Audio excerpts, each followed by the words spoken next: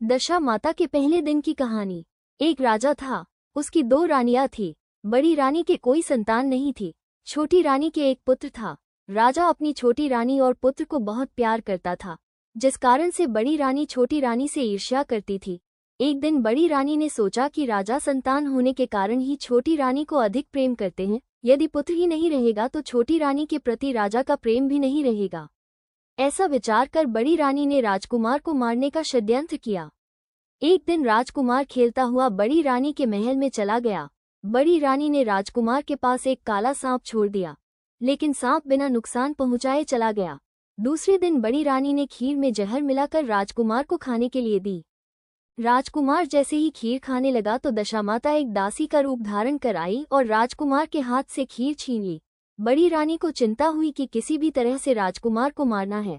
तीसरे दिन जब राजकुमार फिर से बड़ी रानी के महल में खेलने गया तो रानी ने उसे पकड़कर गहरे कुएं में धक्का दिया, लेकिन जैसे ही बड़ी रानी ने राजकुमार को कुएं में धकेला तो दशामाता ने उसे बीच में ही उसे अपनी गोद में ले लिया। इधर शाम हो जाने पर भी राजकुमार के न लौटने पर राजा वर छोटी रानी को चिंता होने लगी। राजा ने अपने सिपाहियों को राजकुमार को खोजने के लिए भेजा। राजकुमार को तलाश करने वाले सिपाही भी निराश होकर थक कर बैठ गए। राजा और छोटी रानी पुत्र शोक में रोने लगे। तब दशामाता ने एक गरीब बुढ़िया का रूप धारण किया और राजकुमार को गले से लगाए राजद्वार पर पहुंची। वो राजकुमार को एक वस्त्र में छिपाए हुए भिक्षा मांगने लगी। सिपाहियों ने उसे दुत्कार कर कहा, तुझे भिक्षा की पड़ी है और यहाँ राजकुमार खो गया है। सारे लोग दुख और चिंता से दुखी हो रहे हैं। इस पर दशामाता बोली, भाइयों, पुण्य का प्रभाव बड़ा ही विचित्र होता है।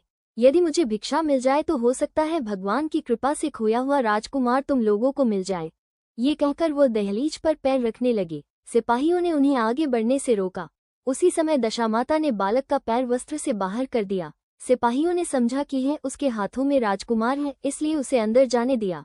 दशामाता राजकुमार को लिए हुए भीतर चली गई। उसने राजकुमार को आंगन में छोड़ दिया और वापस चली गई, परंतु रानी ने दशामाता रूपी गरीब बुढ़िया को देख लिया था। उसने कहा कि खड़ी रहो, और कौन हो तुम? तुमने 3 दिन मेरे बेटे को छिपाकर रखा था, तुमने ऐसा क्यों किया? दशामाता उसी समय ठहर गई। उन्होंने बताया कि मैं तुम्हारे पुत्र को चुराने वाली नहीं हूँ। ऐसा कहकर दशामाता ने छोटी रानी को अपना असली रूप दिखाया और रानी से कहा, बड़ी रानी तुमसे ईर्ष्या रखती है, वो तुम्हारे पुत्र को मारना चाहती है। एक बार उसने तुम्हारे पुत्र के पास काला सांप डाला था, जिसे मैंने भगाया। दूसरी बार उसने इसे विष की खीर खाने को दी, जिन्हें मैंने उसके हाथों से छीन लिया। इस बार उसने राजकुमार को अपने आंगन के कुएं में धकेल दिया था और मैंने इसे बीच में ही रोक कर रक्षा की। इस समय मैं तुम्हें सचेत करने आई हूँ।